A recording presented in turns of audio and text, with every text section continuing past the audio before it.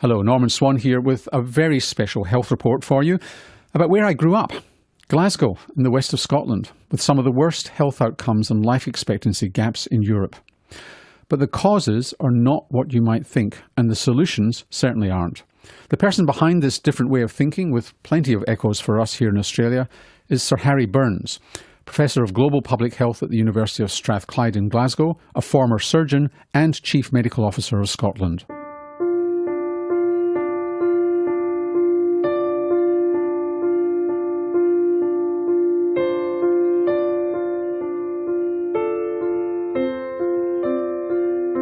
So as fellow West of Scotland former and current residents, we've had a bad rap. Yeah, we are told that Scotland is a basket case as far as its health is concerned. But actually, if you look at the trends in life expectancy, it's only really in the past few decades that our improvement in life expectancy has slowed down. And when you look even further, it's slowed down largely because the growth in life expectancy in the poorest sectors of the population have slowed down a lot. So if you're wealthy in Scotland, you're doing okay? You appear to be. Wealthy doesn't mean mega rich. It means maybe in the top 20-25% of the population. Your life expectancy is improving faster than the European average. Which is a surprise to most people. Well, let's go back now, because you go back to, say, the 50s and look forward. If you just take us on a kind of Cook's tour through recent history. Well, the gap in life expectancy between rich and poor has always existed, but it began to widen very substantially probably in the 1960s. And if you look at what was happening at that time, you could see disintegration of communities as post-war housing boom started to take over. The old tenement buildings in Glasgow were being knocked down, and they should have been knocked down because they were no longer fit for human habitation with, outside toilets and so on. But what replaced them did not facilitate community connectedness. So you had tenement areas like the Gorbals, for example, where people were out in the street talking to each other, they knew each other. Yep. The housing was crap, but the community was strong. People supported each other because they were all living in the same circumstances. But suddenly people were being spread all over the west of Scotland because there was a fashion for building new towns, and people were going there in pursuit of jobs because the traditional jobs in the west of Scotland, basically in heavy engineering, shipbuilding, steel making and so on, they were just all disappearing. Now, the assumption has always been that it's, fried Mars bars, fried haggis, high smoking rates, high drinking rates that are the problem in Scotland. And you've questioned that. Yeah, I have never seen a deep fried Mars bar, so I'm not sure if it's a mythical creature or what, but when you look at our smoking rates, yes, poor people smoke more than more affluent people, but overall our smoking rates aren't significantly higher than other parts of the UK or indeed Europe. Our diet isn't perfect, but there are a few countries whose diets are perfect. So you can't really explain what we've seen on the basis of traditional explanations like cigarettes and fatty diets. And just to crystallise the life expectancy gap, it's what? So at the moment, we're looking at an 11-year gap between affluent deprived men and a slightly smaller gap than that in women. And you've looked at the age groups because you kind of assume that instead of dying at 80, you die at 70 of heart disease and cancer and what have you. And that's not where you found the loss of life expectancy. This is the fallacy that has grown up. Because most people will ultimately die of something like heart disease or cancer, people assume that that's driving the gap in life expectancy. But most people who die of heart disease and cancer die at a fairly advanced age. For example, if you die of something like prostate cancer, you probably miss out on a very small amount of life expectancy because it tends to be older males that get it. But if you die of a drugs overdose, typically you will do that when you're young, so you might miss out on 50 or 60 years worth of life expectancy.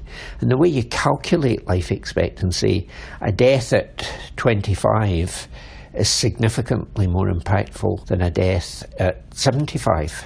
So when you've done the analysis, this 11 years, 15 years, however you describe the life expectancy gap, is actually in much younger age groups. A colleague at Glasgow University about 10 years ago looked at the gap in mortality rates across the population from 0 to 5, 5 to 10, 10 to 15, all the way up to 80 to 85 and so on.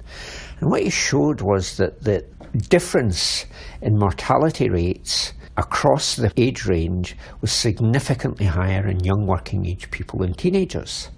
Poor people in their 20s and 30s and 40s are far more likely to die than more affluent people of the same age, and that seems to be what's driving the gap in life expectancy, not deaths at a later age. In fact, some years ago I came across an analysis of what would happen to Scottish life expectancy if we abolished the gap in death rates from heart disease, and it would go up by about a year.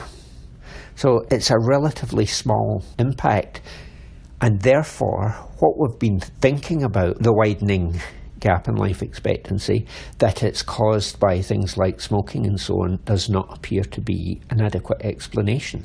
So what is the explanation? Because when you look at the causes, it's what? Injury, drug and alcohol? Yes. Drugs, alcohol and violence, whether accidental violence or deliberate violence, and suicide. If you compare Glasgow with cities in England like Liverpool and Manchester, the risk of death in the younger age group is significantly higher amongst young people living in Glasgow than it is in those other two cities.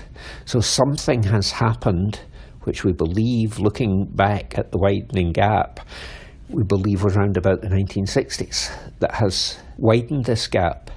And as I mentioned, my colleague calculated this about 10 or so years. He's recently looked at it again, and the death rates have moved on for 10 years. So instead of the gap being at its widest in the 30 to 35, it's now 40 to 45. So this is what we call a cohort effect. So there's a group of people moving through with bad lives. Yeah, something happened to them that predisposed them to socially determined ill health that led them to die of drugs and alcohol and suicide and so on. So what's the response to that? Because it's away from the medical approach, statins, stopping smoking, alcohol and that sort of thing.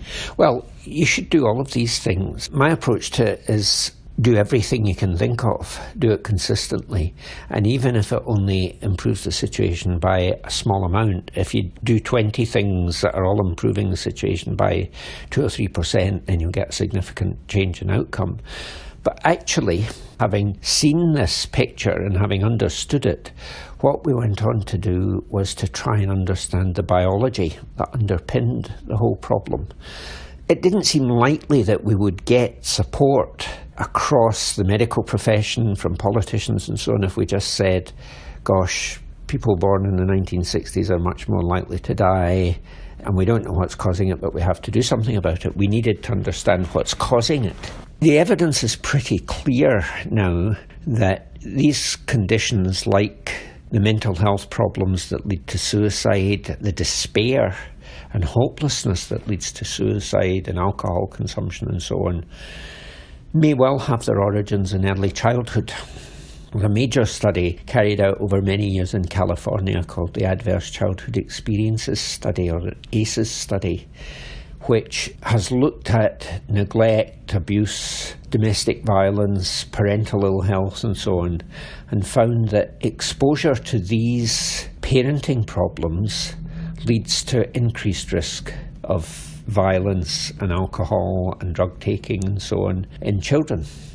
So the hypothesis would be that it was the parents who lost their jobs on the Clydebank shipyards and in the car factories and so on, and that flowed through to how they brought up their children.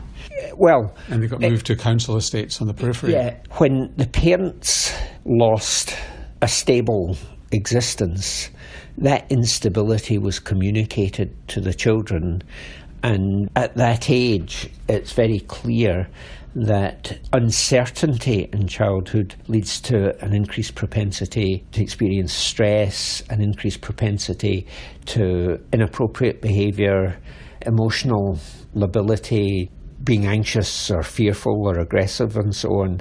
And these are all factors that can lead to significant behaviour problems, increased risk of suicide and so on, and increased risk of offending behaviour that ends up in prison.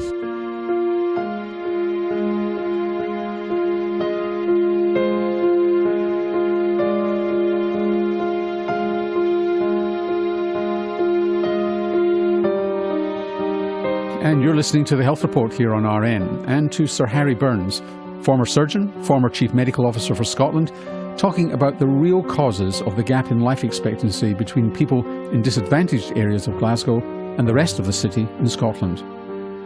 So you wanted to prevent this happening to their children, the grandchildren of the original group? Yeah, I mean, we have to break the cycle. We have to make sure that something changes in the parenting of the second and third generation. One of the other things that has emerged is the epigenetic influence of all of this. By epigenetic, what I mean is the environment we're exposed to determines whether or not our genes are switched on or off. And there is some evidence that there is some genetic switching going on in children who experience stressful childhoods. Which is then transmitted. Yeah, and may well be transmitted to second and third generation. So we really need to support parents who come from difficult backgrounds, particularly poverty, parents who have themselves experienced domestic violence and parental mental health issues and so on. We have to find ways of reaching out to them to help them support their children. And the experience I've had seeing this happen is that parents are desperate to become good parents. I've never met anyone who wanted to be a bad parent, but I've met plenty of parents who didn't know how to be good parents. So you've had this project known as the Early Childhood or the Early Years Collaborative to try and sort this out. What have you done? The conventional way of changing health policy is to get civil servants and a few experts together to dream up an intervention, and then that's passed on to frontline staff to implement. And my experience over many years is that that really doesn't work. If frontline staff haven't been involved in shaping the intervention, they're not particularly enthusiastic about it, and often it's not implemented appropriately. What we wanted to do on this occasion was to get frontline staff to design the intervention, because they see the people who need help. Over the past 5 years, we've asked staff involved in supporting parents and children to come up with ideas, test them, and if they see an improvement, spread that learning across the collaborative. So people were being brought together regularly to discuss what had worked and what hadn't worked, and then try to implement things consistently. So can you give me some examples? One of the things we wanted to make sure was that children's intellectual development was supported, and the nursery nurses would put their hand up and say, well, the evidence is that having a bedtime story improves parent-child relationships, but it also improves children's speech and language and so on. And various things have been done in nurseries to improve the uptake of bedtime stories, giving parents information, running a library and allowing them to take books home with them. One of my favourites is Bedtime Bear. One nursery bought little teddy bears and handed them out to the children and told them that the teddy bear needed a bedtime story. So the child was asked to take Bedtime Bear to Mum and Dad when the child was going to bed and get him to read Bedtime Bear a story. So the child got the story. And the other important element of this is that we asked all the nurseries to record what was happening, to count how many bedtime stories were being given. So they asked the kids, did you get a bedtime story last night? I mean, this isn't rocket science. And what we found was that the trends, as different things were tried, the line went up and up and up, to the point where the vast majority of children in these nurseries were getting bedtime stories. So it's that combination of testing an idea, seeing if it works, and then counting how often it's delivered, and then counting the outcomes. So it's simply that knowing what you want to do, working out how you're going to do it, and then measuring it. Yep. Have a method for change and measure how effectively you're delivering it, and measure the outcome that you've set yourself to deliver. And when you look at it across the board, across Scotland, what are the achievements?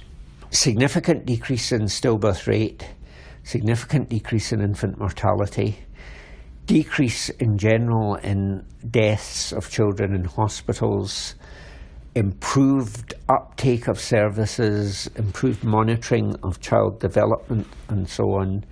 And it's maybe a bit early to be confident about this, but improved performance as children arrive in school in terms of improved developmental progress.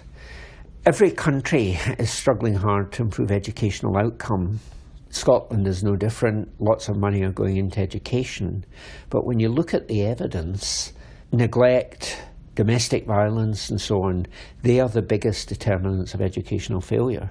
So in time, give it another 3 or 4 years, and I think we will start to see declines in things like domestic violence.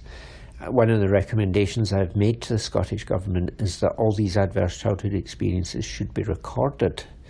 That will help us know which families need most support. Once we get a hold of that, and once we start to manage it downwards, we will see very significant improvements in educational progress. But that's going to take a few years. The other thing we will see is a reduced offending rate. There are already fewer young people going to prison, and there are lots of other things you can do through the criminal justice system and so on to reduce reoffending. But reducing adversity in early childhood will certainly reduce the number of young offenders. But there are certainly children alive in Scotland today who wouldn't have been alive if frontline staff hadn't adopted some of these practices. I mean, the obvious thing to say is to extrapolate it to other countries, other areas of disadvantage. And certainly in Aboriginal communities, you've got intergenerational disruption, short lifespans, children's upbringing being interrupted, people feeling disconnected from the land. Is there any data that you've seen which suggests that in Aboriginal communities in Australia it's a similar pattern to the west of Scotland? Well, I haven't seen any data from Australia. One of the very influential studies in terms of the link between neglect in children and adverse outcomes in later life came from studies of children in the Hawaiian archipelago run by a lady called Emily Werner. That showed very clearly the link between child neglect and poor outcome. So, I wouldn't necessarily point to any ethnic group. Neglect happens everywhere, and sometimes it's not even willful. I mean, parental mental health problems can cause neglect, not through any fault of the parent. But when a child is not getting the regular reinforcement of affection and attachment and so on that it needs in early life, then it causes uncertainty and stress in the child that can be built in throughout life. And it's important to say that the evidence that's emerging is that these abnormalities can be reversed. Such as? Well, there's now evidence that physical activity can help reverse them. By increasing brain blood flow, you stimulate new brain cell growth. That can help reverse some of the problems.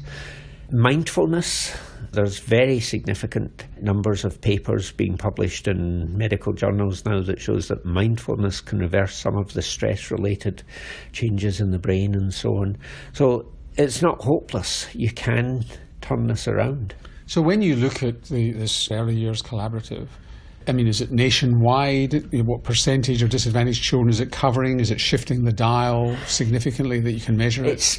One of the interesting things we're discovering is that we're finding out there are things about services that are worrying, but we didn't know they were worrying. Such as?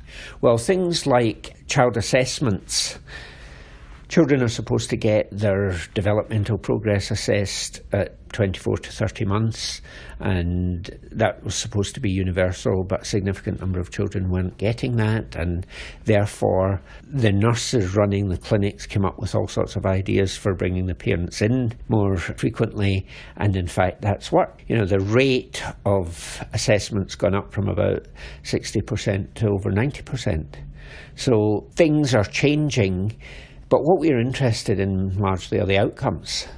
One of the things about this approach is when you get a positive outcome, like a reduced hospital mortality, you don't know what change has produced that because you've done so many different things. But I would argue it doesn't really matter what change has produced it. You've got the result, just keep on doing what you've been doing. And when you say hospital mortality, is this of children or mothers? That's all ages, And why has the Early Years Collaborative made a difference to that? Well, the Early Years Collaborative has reduced infant mortality and stillbirth rate, so that will have contributed. But it has also reduced mortality in children who have come into hospital injured or with infections and so on. The same sort of disciplines that are applied in adult hospitals are applied in children's hospitals, and they've benefited from that as well. And what about the trajectory through the education system once they've got into school? The Early Years Collaborative the initial effort was from 0 to 6 years, and now we realise that there are actually significant transitions that are involved, when children go to school, when children go from primary to secondary school and so on. So we started a Raising Attainment Collaborative, but it's become clear that we should just see them as part of the same process. So we now have a children and young people's integrated type of approach all the way up to 18. And then we've got programs which are not yet being run on a collaborative basis, but programs that aim to get young people into employment. So we're beginning to see a different type of engagement with people across all the age ranges that doesn't involve the public sector doing things to people. It's supporting young people to do things for themselves. And I should have asked earlier, when you say collaborative, you're talking about all the different silos, family and community services, the health system, education, working together and collaborating. All agreeing what they want to achieve and agreeing methods by which they will achieve that. At the front line rather than head office? Absolutely at the front line. How's it going to be sustained? Because you hear of these great projects and then 5 years later they've disappeared. That's the classic way of the project. Someone comes up with an idea, asks for money from the government gives them X million pounds for 5 years, and then the project gets assessed, and if the assessment method isn't actually showing an improvement, then the money's stopped and the project dies. But I would argue, I've seen many projects where I know for certain that individuals' lives have been transformed. It's just the assessment method that's been used hasn't picked up the scale of impact. And the time scale, because it could be 10, 15 years down the track. It could, and we shouldn't worry about that, but my feeling is that if politicians are being prepared to put money into this, we should try and deliver an answer as quickly as possible. And there are ways using big data approaches that would allow you to see improvements happening much earlier. So you get reinvestment. And the question I should have asked at the beginning, you started life as a surgeon, and now you're a public health person. Why did you make the transition, or how? Well, the way I characterise it was working in the East End of Glasgow and seeing all the ill health that was there, and seeing the response of citizens to the health service when it tried to persuade them to give up health-threatening habits and so on. So give up the cigarettes, give up the booze. Yeah. I came to the conclusion that the problem in the East End of Glasgow was not too much illness, it was not enough wellness. And, to try and understand what wellness was. They don't teach that in medical school. They teach a lot about illness, but they don't teach you much about wellness. Well, this is because when you said to someone, give up cigarettes, you say, why would I bother? Yeah. Why should I bother? Because you'll die early. Well, life's not very great, so I don't care. The smoking is the only pleasure I've got in life. That was the attitude. And I thought, well, you have to do this. And some of my colleagues went into politics, and that was not something I could bring myself to do. But I thought public health would give me the insights needed to try and do something, and I think it has. So how do you kick something like this off? My style of doing things has been characterised as proceed until apprehended. Just get on and do it, and make yourself a pain in the neck until people let you away with it. In fact, it was much easier than that, because I had 2 or 3 colleagues who had seen this method of patient safety in the United States with the Institute for Healthcare Improvement. Where you just ask people at the front line what the problem is, rather than somebody telling them what the problem is. And one of them became the chief executive of the health service in Scotland, so he was already primed to accept this. And another colleague, Professor Jason Leach, he's probably more persuasive than I am. I'm probably a bit more of a, well, I don't know, we're both bulls in china shops, to be honest, and we just got on and did it. And we had the support of the Chief Executive of the Health Service, and we had the support of the Health Minister, who is now the First Minister of Scotland. So, but how hard was it to get the other bureaucracies who not necessarily worked in hospitals and understood defining the problem at the front line, working out what your target is? Because you set a whole series of targets. We're going to have this number of children going into preschool, this number of children doing this, number of children doing that. People working in bureaucracies want to see improvements, and when you come along with a method that delivers some quite spectacular improvements, that's the best argument you can have. There were doubters at the beginning, but my goodness, after the first few results came in, those doubters evaporated and they just embraced it. Continue till apprehended. You heard it here first. So Harry Burns is now Professor of Global Health at Strathclyde University in Glasgow. I'm Norman Swan, and this has been The Health Report.